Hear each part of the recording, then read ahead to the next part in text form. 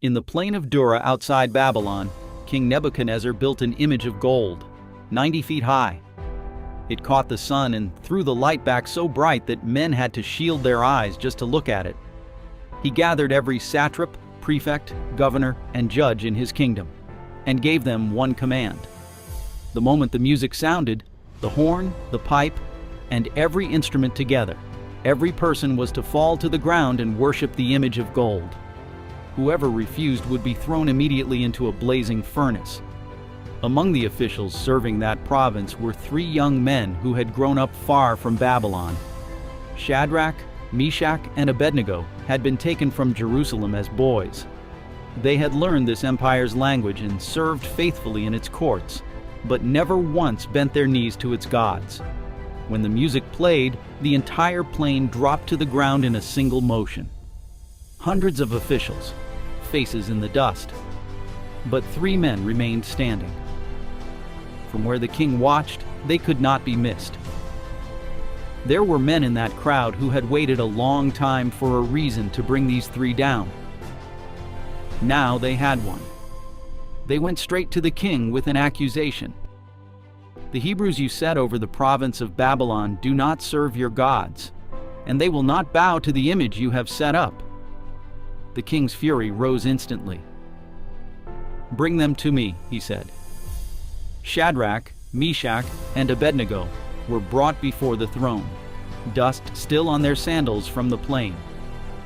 The king gave them one more chance. "Is it true," he asked, "that you refuse to serve my gods and worship the image of gold I have set up? When you hear the music again, fall down and worship it. But if you do not, you will be thrown at once into a furnace of blazing fire. And what God will be able to rescue you from my hands?" Their answer did not waver. "We do not need to give you an answer to this question," they said. "If we are thrown into the blazing furnace, the God we serve is able to save us from it, and he will rescue us from your hand, O king. But even if he does not, know this: we will not serve your gods or worship the image of gold you have set up." The king's face twisted with rage. He turned to his men and gave the order: "Heat the furnace 7 times hotter than it has ever been heated." Outside the city walls, the fire was stoked until it roared, so fierce that the strongest soldiers chosen to carry out the sentence were killed by the heat before they could even step back. Shadrach, Meshach, and Abednego were bound at the wrists and ankles, still in their robes and sandals, and thrown one after another into the heart of the fire. The king sat back, expecting nothing but ash and silence. But moments later he rose from his seat, alarm breaking across his face. "Did we not throw 3 men into the fire, bound?" "Yes," his officials answered. "True, O king." "Look," he said, "I see 4 men, loose, walking around in the fire, completely unharmed.